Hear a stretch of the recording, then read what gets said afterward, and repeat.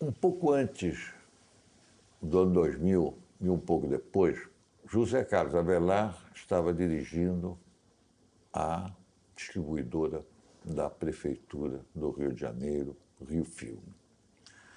E Geraldo Sarno levou até ele um projeto que chamava A Linguagem do Cinema, que constituía de entrevistas, mas, ao mesmo tempo, entrevistas que descrevessem o processo criativo de vários diretores do cinema brasileiro. Essas entrevistas foram feitas, elas, na época, tiveram uma grande repercussão, mas, pela própria dinâmica da mídia, do cinema brasileiro, estas entrevistas, digamos, ficaram, neste momento, elas estavam fora de circulação. Acreditando que elas tinham um valor de documentação significativo, o Centro Técnico Audiovisual correu atrás dessas entrevistas e tivemos a surpresa de verificar a sua profunda atualidade, no sentido de que, quando você vê diretores como os mais variados, que podem ir de Jorge Furtado a Lindbergh Noronha, de Júlio Bressani a Carlos Reichenbach, de Murilo Salles a Davi Neves, de Ana Carolina a Rui Guerra, de Paulo Caldas e Marcelo Luna a Walter Salles e Daniela Tomás. Falando sobre o seu processo criativo, a gente vê que isto tem um lado permanente muito forte. Porque, além desses vários diretores, digamos, definirem a sua aproximação com o cinema, o seu ângulo de aproximação com o cinema, eles respondem a uma pergunta que paira sobre todo o cinema brasileiro, para que serve o cinema brasileiro dentro do panorama da cultura brasileira?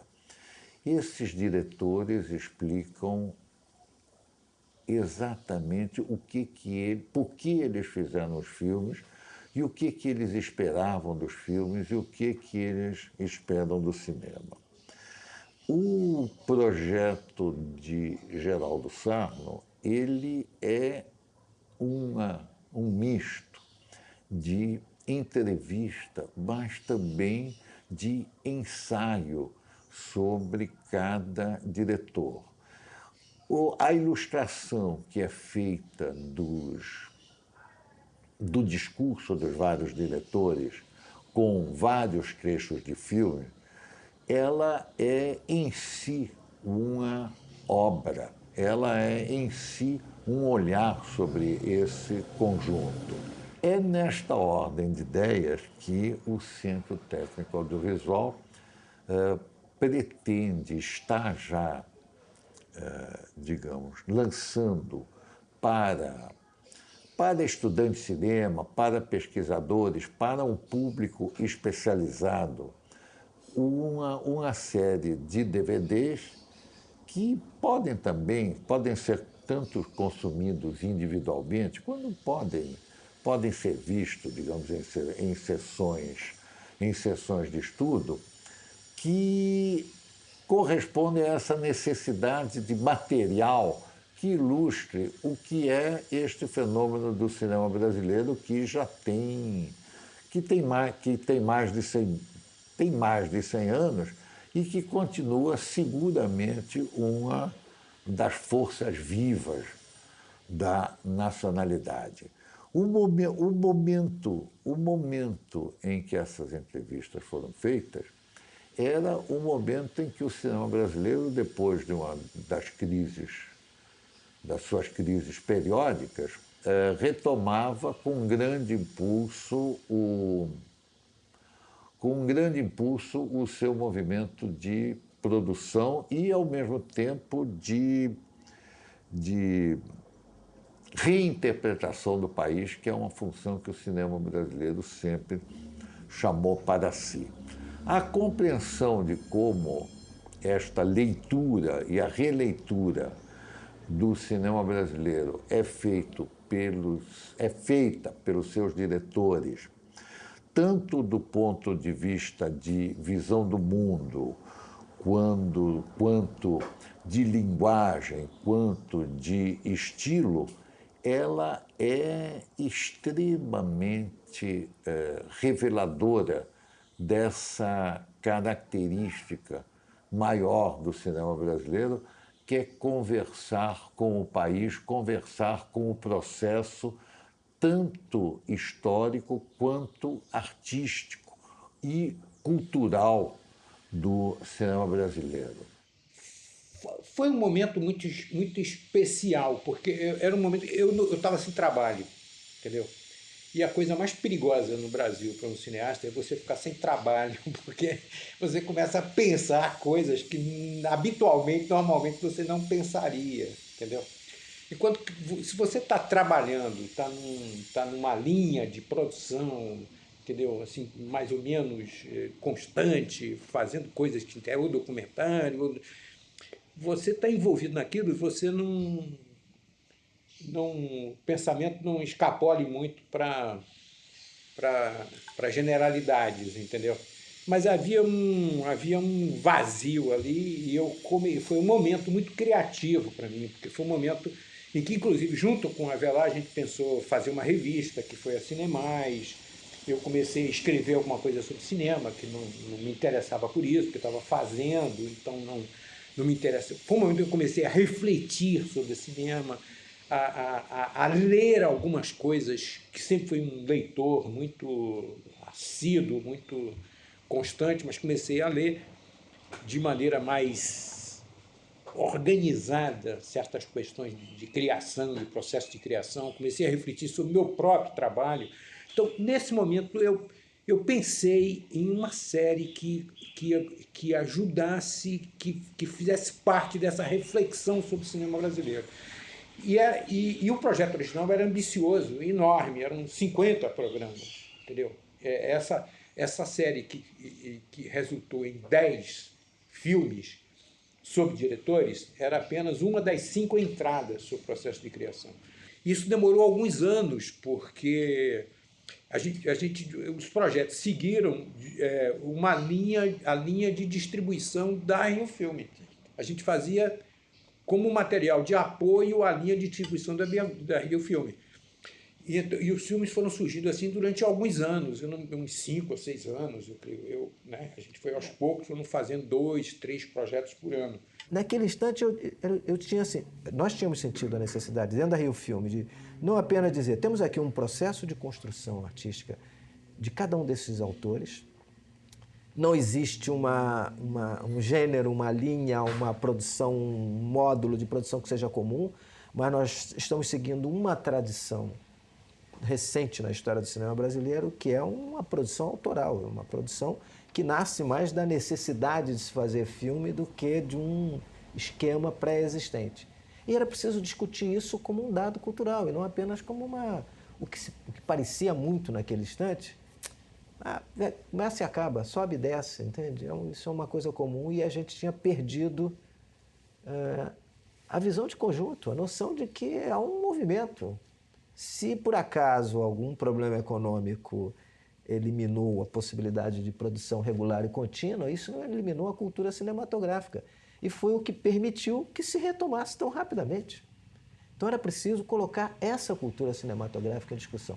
Isso nós conversávamos. Eu tenho a impressão de que há 2 possibilidades de ver esses programas hoje, ver esses documentários hoje, entende?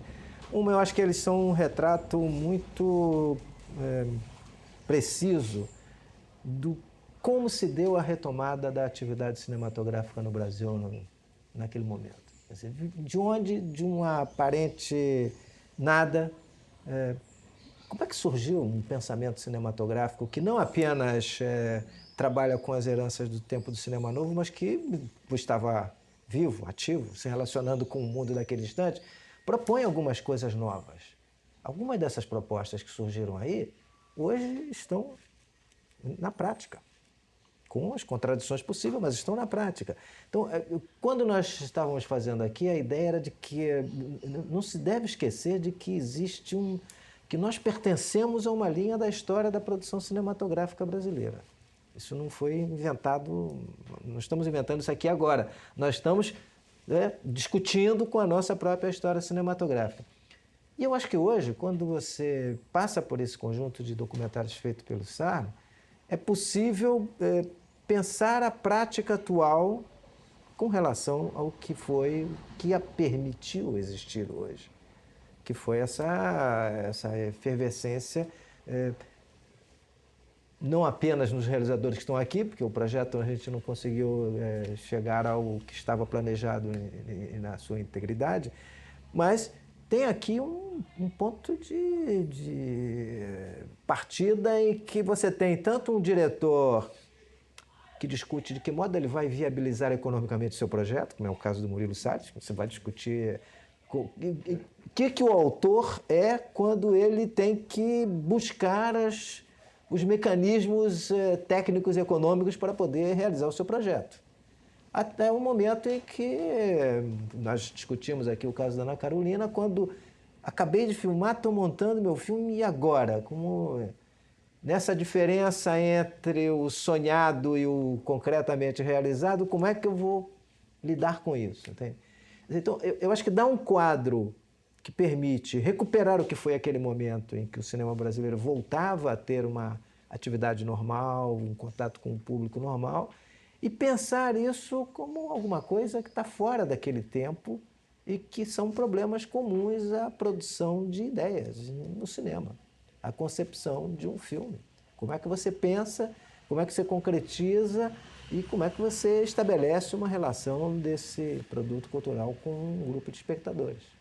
Tem uma coisa curiosa, que agora eu me lembrei, que é o seguinte: dos 10 filmes, 8 correspondem, tem uma mesma partida, 8, que é o processo de criação de um diretor, de 2 diretores, quando eles trabalharam junto, no caso do Walter e a Daniela, e no caso do Paulo Caldas e o Marcelo Luna. Mas 2 dos programas, que são os programas mais curtos, o do Lindo Duarte Noronha e o do Jorge Furtado, tem um título geral que é diferente dos outros 8. Se chama O Filme Visto pelo Seu Diretor. Acho que o filme é isso. Acho que cada um dos filmes vem com essa intenção de... Eu me colocava na posição de um estudante de cinema, entendeu? Eu queria fazer isso, eu tinha consciência disso. Eu buscava fazer um filme que eu pensava no estudante de cinema frente a esse filme e de como ele podia absorver, entendeu, o recado de cada um daqueles diretores. Era isso. E a edição, a gente buscava esclarecer, aprofundar a fala, né, do diretor, de cada um dos diretores. Que uma das intenções mais profundas da série é que ela servisse às novas gerações e servisse à formação de um público, entendeu? Trazendo a um público mais amplo e ao estudioso, ao estudante de cinema, trazendo um pouco do conhecimento sobre como o cinema brasileiro trabalha, como o diretor de cinema do Brasil pensa e faz cinema. Essa foi a intenção. Se essa série agora pode continuar, ou reiniciar esse trabalho de formação de uma parte, de formação de público de um aspecto, e de formação de trabalhadores e de profissionais para o cinema, a partir das escolas de cinema, etc., eu acho que está atingido o objetivo.